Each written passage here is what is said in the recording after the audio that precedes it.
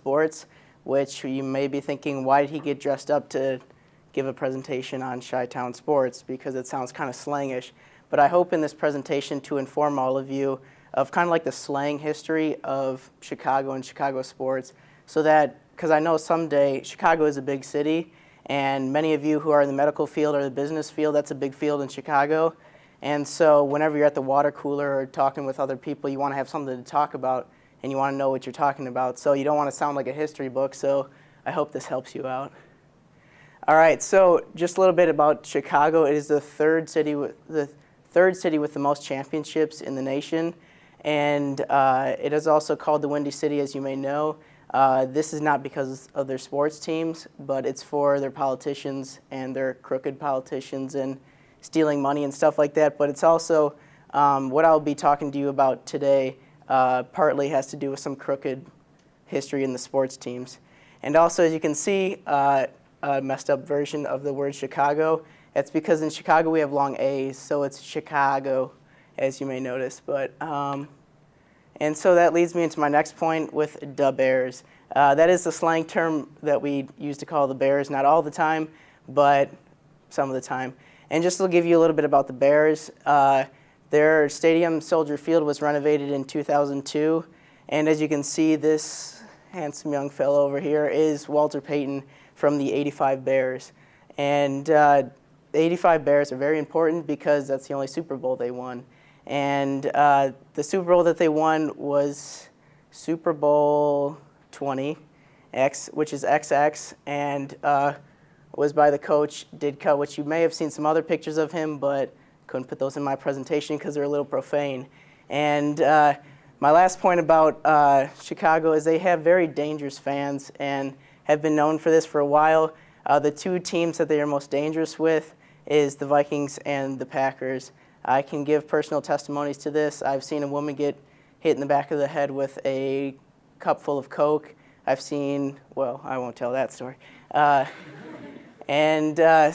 which leads me into my next point with the Blackhawks.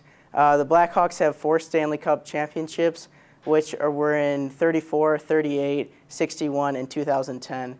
And over here on the left, or your right, is one of the traditions of the Blackhawks. Some people don't know about it, but I actually just found out about it my junior year of high school, which was my first Blackhawks game.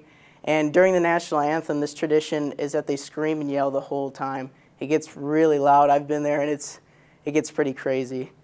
And as you can see, this guy, he's not a crackhead. He's one of the guys that played on the 2010 Stanley Cup championship team. That's Duncan Keith. He's now known as Duncan Teeth because he got hit in the face with a hockey puck and lost most of his front teeth.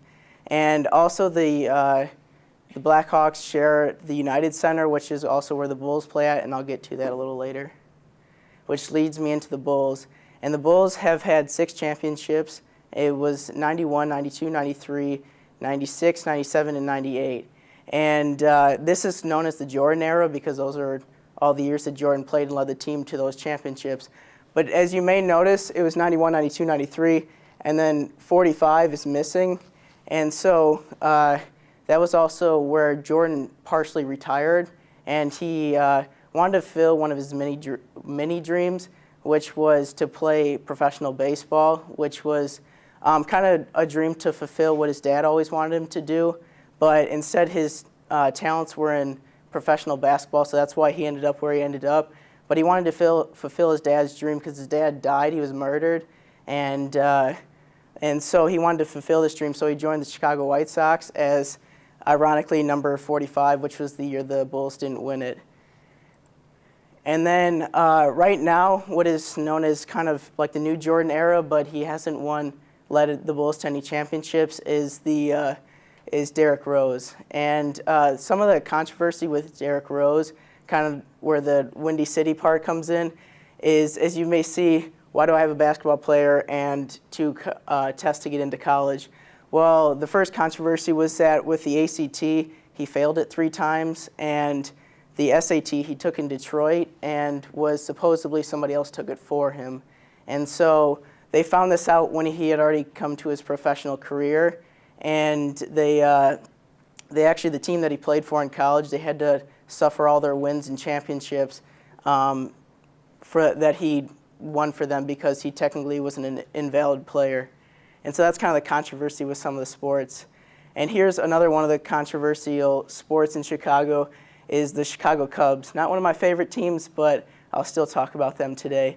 The Cubs are the oldest team in Chicago behind the White. They are the oldest team in Chicago. One of the most notable things about them is the Billy Goat curse, which is the guy that owned the Billy Goat Tavern in Chicago. He brought his Billy Goat to one of the World Series games, and they told him to leave it outside or whatever. And because it was I think it smelled bad or something, and so he told the Cubs that they were never going to win the World Series, which they haven't won since then. And then in the next controversy with the Cubs was the curse of Steve Bartman in 2003, the World Series against the Florida Marlins. And this is where Steve Bartman went to go catch a foul ball, but accidentally interfered with the game, and they ended up not winning the World Series. And the Cubs is actually the second oldest stadium behind Fenway Park.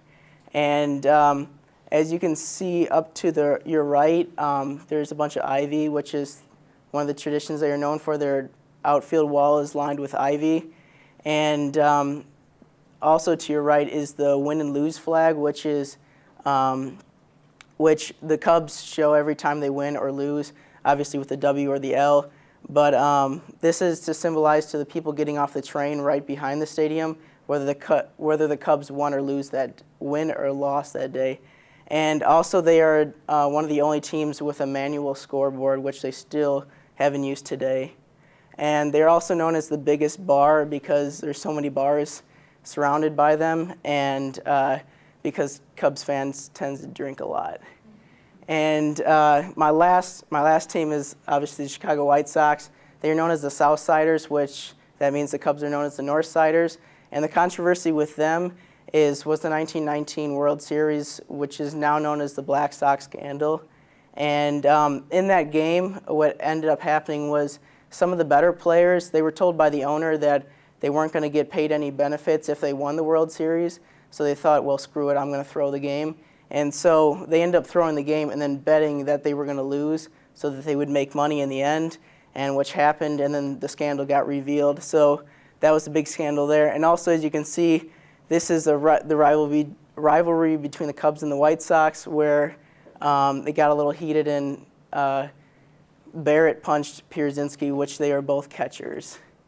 And this is also another thing was, for momentarily, the Sox had two stadiums. To the left is Comiskey Park, and to the right is their new and current stadium is U.S. Cellular. So in conclusion, just to help you remember mine, with the Bears, don't mess with a Bears fan. With the Blackhawks, scream loud at the beginning. With the Bulls, Rose can pass the ball, but he can't pass the test. With the Cubs, the only thing that's going to fix their winning career is a cold beer. And the Sox, it wasn't AJ's fault. Thanks. I'm going to show you how to... Can I start over? Sure. In these next 5 minutes, I'm going to show you how to have a longer, healthier, and less stressed out life. And it's only involving using your brain. And that is optimism. According to Mayo Clinic, and I'm going to start you off with a definition, optimism is the belief that good things will happen to you and that negative events are just a temporary setback to overcome. Because most people think that optimism is just about being happy, and there's actually more to it than that. So, as I said earlier, today I will inform you about the characteristics of optimism, some of its benefits, and how you can use these benefits in your everyday life. And I just put little quotes throughout because I think they're cute. So turn your face towards the sun, and the shadows will follow behind you. Okay. So first I want to start off with a little story, and it's a commercial I saw. And it's this little boy who's a baseball player, and he walks out on the field. He says, I'm going to be the best batter ever. So he gets up to the field, and he tosses it to himself and tries to hit it, and he strikes. And he does the same thing again. He tosses it up, and he hits it. But no, he doesn't hit it, and he strikes again. And he tosses up one last time and hits it, and strike three. And then he just stands there, and he's like, well, I'm going to be the best pitcher ever. So it's all about how you think about things. And it doesn't matter how old you are, how young you are, you can be optimistic. So according to Time Magazine, like I said earlier, optimism is more than just being happy.